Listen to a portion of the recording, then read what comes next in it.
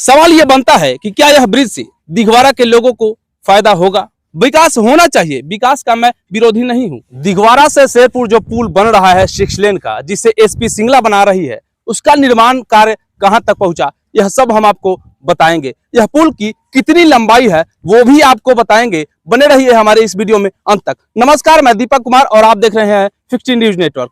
यह पुल की लंबाई की बात करें तो तकरीबन 14.5 किलोमीटर जो है यह पुल की लंबाई है। और इस पुल को वही कंपनी बना रही है जो बिहार में कंस्ट्रक्शन, पुल पुलिया निर्माण को ध्वस्त करने में बदनाम है। इस पुल को एसपी सिंगला बना रही है। इस पुल को कनेक्टिविटी जो है दिघवारा से लेकर के और शेरपुर तक किया गया है।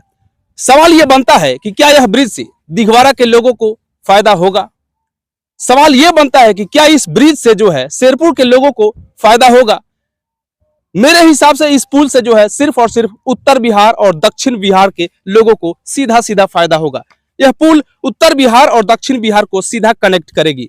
कहीं ना कहीं यहां से जो दिघवारा के लोग हैं, यहाँ के रहने वाले लोग हैं, या फिर यदि हम दक्षिण साइड की बात करें शेरपुर के तरफ जो रहने वाले लोग हैं, हमने देखा है कि ब्रिज बनना अच्छी बात है, डेवलप होना चाहिए।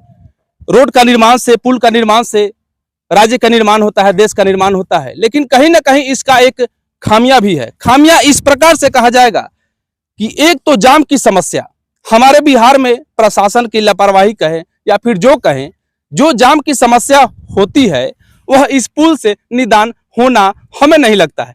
क्योंकि यहां से बालू ढोना, आप मान के चले कि यह बंद नहीं होगा। जब बालू ढोना बंद नहीं होगा तो जाम लाजमी है। यहाँ के लोगों को डस्ट इतना पड़ेगा कि आप सोच नहीं सकते हैं। जरा आप यहीं से 20 किलोमीटर आगे जाएंगे हरिगंज के तरफ, जो कि चिरांद और आरा के बीच को एक पुल कनेक्टिविटी करती है। उस पुल पर आप वहां से आसपास के रह रहे लोगों से यदि आप बात करेंगे तो आपको ऐसा लगेगा कि भाई साहब, हमें ऐसा विकास नहीं चाहिए। हमें अपना जीवन जो पहले जीते थे उसी प्रकार से जीने देने पर छोड़ देना चाहिए।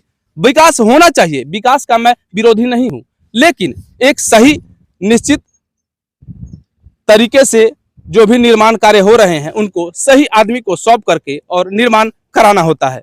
इस पुल में तकरीबन 5 साल का अवधि दी गई है जो कि चालू हो जाएगा। लेकिन जिस हिसाब से कार्य अभी तेज चल रही है, यह माना जा सकता है कि यह पुल अपने तय सीमा में चालू हो जाएगा। लेकिन सवाल कहीं ना कहीं अभी भी आम लोगों के मन में बनता है, क्योंकि यह कंपनी बदनाम है। खैर, बदनाम और नाम आगे आने वाली कंपनी पर डिपेंड करेगा। और डिपेंड यह भी करेगा कि यहाँ का जो भी नेता लोग हैं, जो भी हमारे सांसद लोग हैं, जो भी मुख्यमंत्री हैं, प्रधानमंत्री हैं, जिनके सहयोग से, जिनके सौजन्य से यह पुल का निर्माण किया जा रहा है, उसमें उनका भी पूरा का पूरा हस्तक्षेप होता है।